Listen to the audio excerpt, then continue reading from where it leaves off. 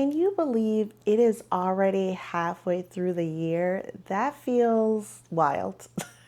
Now is the perfect time for me to talk about my top 10 reads for the year so far. This was so hard because thankfully I read so many amazing reads this year, but there are a few that I still think about that linger with me, and if I could do it all again, I would love to be able to read them for the first time and experience everything again. These books are not in any particular order except for the last one. The last one is my absolute favorite book for the year, and I feel like it should be required reading. If you have not read this book, and stick around so you can see which one I am talking about, you need to correct that immediately. And I will tell you how to do that. First up is the best end to a series this year, and we have Big Girl Blitz by Danielle Allen. I just absolutely love the Curve series. She has a way of crafting multi-dimensional, funny, but then also emotional love stories that you really can sink your teeth into. And Jasmine's story was a little bit hefty because she's going through some other things than her friends in Curvy Girl Summer and Plus Size Player. In this story, we get a glimpse of what she's going through in the same summer that they are experiencing. She is supporting as a caregiver for her aunt, who she's extremely close to. She is not looking for a relationship. She's been divorced, and she randomly goes to a bar and meets someone that makes her rethink things. This one is just so touching. There are some steamy There's some steamy moments in this one. I just absolutely love the way that this concludes the Curve series. And I hear that there's going to be more. Lamar, the love interest in this one, is part of a football team. And it was just announced that there's going to be a series about the team and their love. So I'm so excited to dive back into that world when it is ready. Let's stick with the romance. And this is the highly anticipated read that over-delivered. And we are talking about Score by Kennedy Ryan. I absolutely loved Verity's story, just all the growth that she goes through. And I was anxiously anticipating this one because I absolutely loved Real and being able to read it and experiencing Neva and Cannon. You have the backdrop of Hollywood. They're creating a biopic of a forgotten Harlem Renaissance legend. Like literally all of my loves are woven into that book. So I was so invested in Verity and Monk's story because in Real you get snippets of how their relationship crumbled, how at odds they are during the making of the Desi Blue movie in Real. And then you get context on this because this actually has two love stories in it. You have their love story as they meet in college, and it is like an instant chemistry, kismet. Like they literally cannot get enough of each other. And then something tragic happens, and Verity recognizes that there are struggles with her mental health that are beyond what the typical undergrad is dealing with, and it causes fractures in their relationship. I just absolutely loved how this one explores bipolar disorder and like really understanding like what it is like to have to continuously monitor your health in a way that most people do not. I also absolutely loved the queer representation in this, and Verity is bisexual, and it is not a footnote to her story. It is woven into her personality. And Monk. I just love it. I absolutely love reading books where creatives are finding ways to connect, and this one absolutely delivered. I cannot wait for the third book in this series. I don't anticipate it next year. I think it's going to be a little bit longer, but whenever it is out, I will be reading. Next up is one that will make you rethink your perception of your parents. And it is Don't Cry for Me by Danielle Black. When I say I like an emotionally devastating read, this is going to be an example that I cite because I just absolutely love this. In this book, the father is writing letters to his estranged son to sort of peel back the layers into the fractures in their relationship. And he goes into heartbreaking detail about the things that he's experienced, not as an excuse to how he's treated his son, who is gay, and he was not accepting of that, but as a way to just shed light on how he came to be, what shaped him. In a way, try to make amends, even though he knows he does not deserve forgiveness. This is just so raw and touching, and the audio is read by the author. Get the audio. Get the audio. If you are interested in this book will not take you long, but it will leave a lingering impact. I absolutely loved it. I do plan to read Isaac's Song, which is the son's point of view and him receiving the letters and just going through his journey and growing up, especially based on what I know about the father. I know I'm gonna love it. Next up is further proof that I found my next favorite author. And it is These Heathens by McKenzie. I just absolutely love the way that she is able to balance humor with very thought-provoking storylines, and you are engaged from beginning to end. I just don't even understand how I have the same language that an author like McKenzie has, because I do not put words together like this. I'm truly amazed. This is historical fiction. It is hilarious. And it centers Doris, who's living in rural Georgia, and she finds out she's pregnant and she does not want to be. And she gets assistance from her former teacher, and they travel to Atlanta, and she has a weekend that completely transforms her life. Woven within this is the civil rights movement. There are some historical figures that Doris meets and encounters, and her world is just opened up in a way that would not have been possible if she stayed in her small town, even though this is only for a weekend. This one is a shorter read, so you can definitely devour this one quickly. And there's just something about being able to incorporate humor in what could be very challenging storylines with Doris as she is seeking an abortion. There is queer representation, and the hidden factions of Black queer Atlanta at the time are featured in this story. It's just so good. Definitely a must read. I read Sky Falling by McKenzie last year. It was one of my top reads.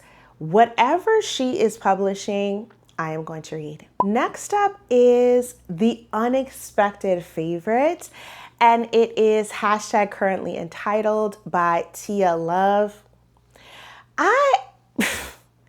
The way Tia is able to craft strong, flawed women who are deserving of love and then they get it, it's truly unmatched. I just absolutely love this story between Natalia and Tim, a relationship that is sort of frowned upon because she is the assistant to his brother and he is over security. But I just absolutely loved it. The way that she's able to peel back all of the things Natalia has been through, and Tim being someone who was previously more of a playboy and really rising to the occasion so that way they together really help each other grow. I just absolutely love this one. I also got a chance to talk with Tia about the series and her work, and definitely loved her work previously, and I have even more appreciation. The next book in this series, the I Can Have It All series, is going to be released soon, and I will be reading that as soon as it's released. I don't care what else I'm reading, I'm dropping everything for that one. Next up is the hyped up book that deserves the hype, and it is Kin by Tayari Jones. This one will make you reflect on your friendships, your connections to others, and potentially the connections you don't have and how they impact your life.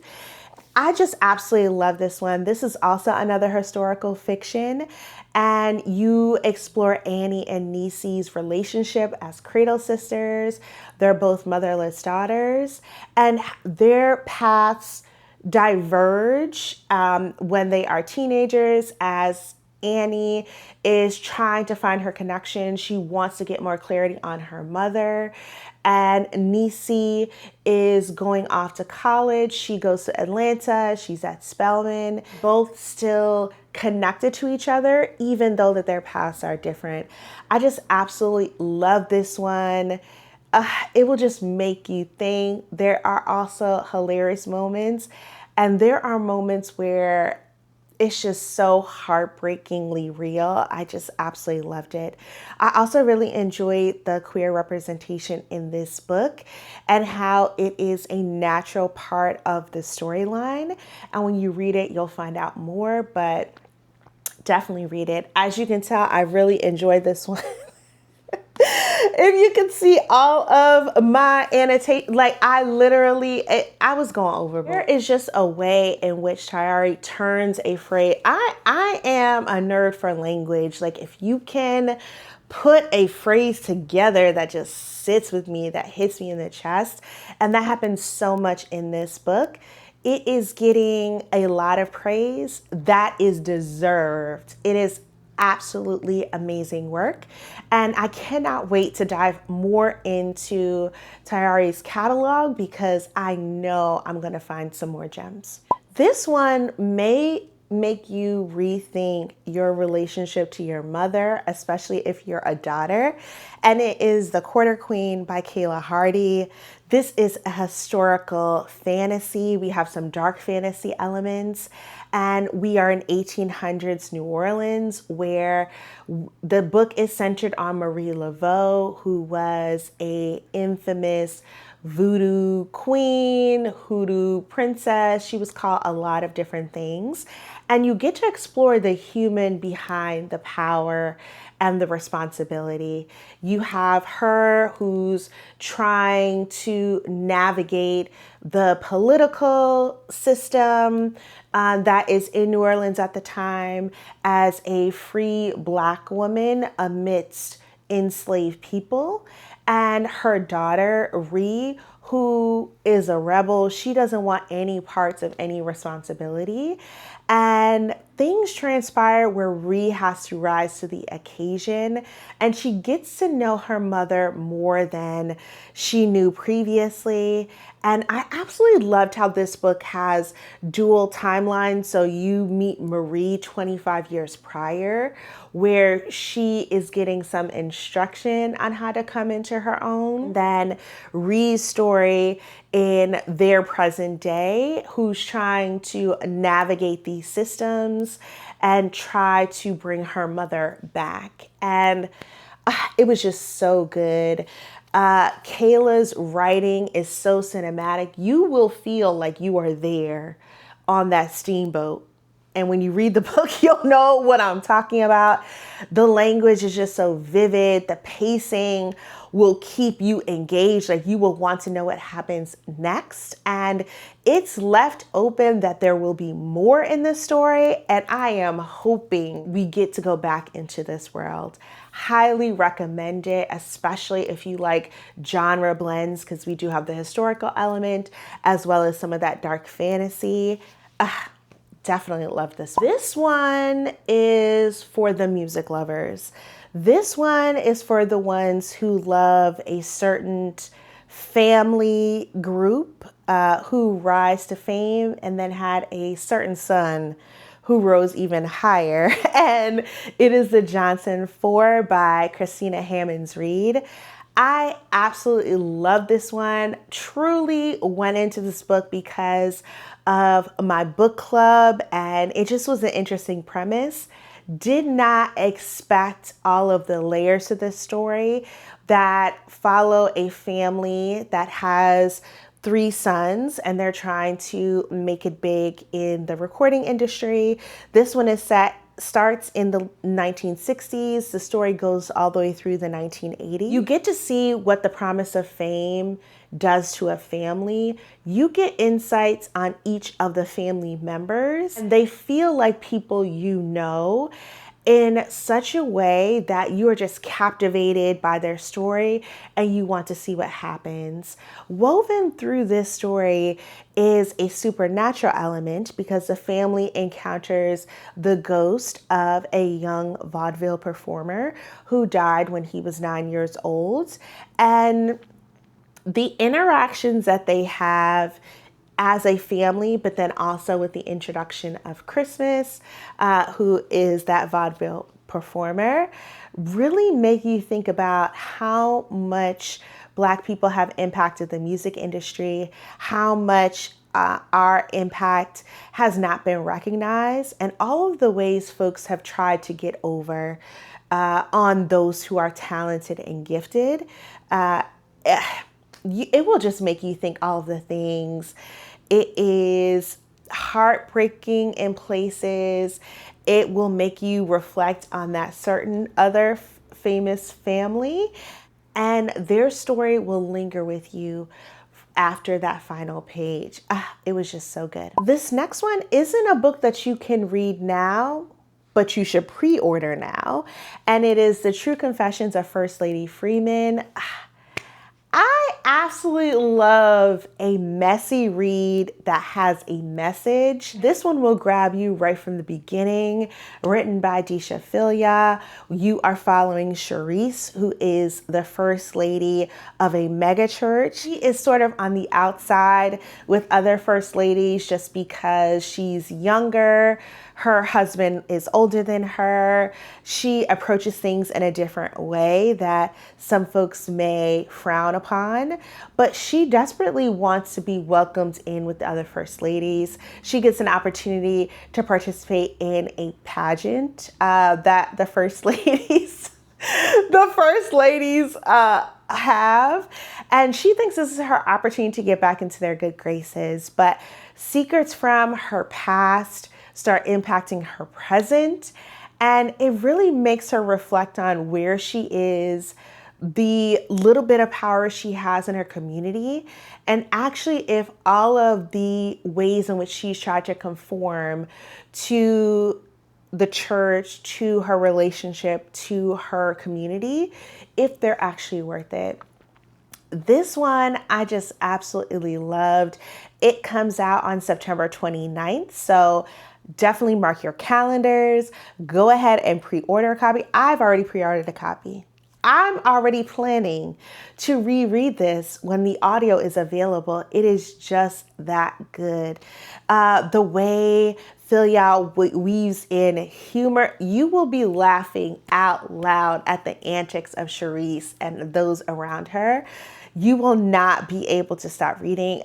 I just absolutely love this one, and I cannot wait to have that physical copy in my hands. Last but not least, my absolute favorite read of the year. I feel like if if this is not your first time seeing me, this should not be a surprise.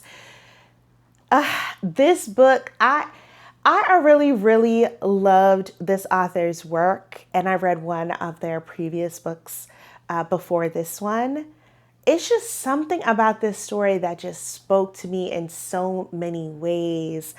And I literally, after finishing it, I went to reread it, which is something I have never done. I have never done that before. I just did not want to leave these characters, to leave this journey, to leave the flower farm. And it is Where the Wildflowers Grow by Terah Shelton Harris. If you enjoy emotional stories that are character driven, almost like a character study in growth and healing and coming into your own, this should be at the top of your list. Lee's journey from her struggling through her life as the story starts, having an extremely rough childhood. At the start of the story, she's actually a prisoner and she's being transported to another correctional facility. And there's a crash and an opportunity where she is able to leave the crash unscathed and try to see if she can embark on a new life beyond bars. And when she encounters Jackson and his flower farm, she's actually given a moment to pause and thrive and really become the person she was always meant to be outside of what she's been through. I just absolutely love this book. If you want any recommendation from me, forget anything else I've said, read this book. Read this book. This book is amazing. The audio is incredible. So if you are an audio listener, this is one to do an immersive read with.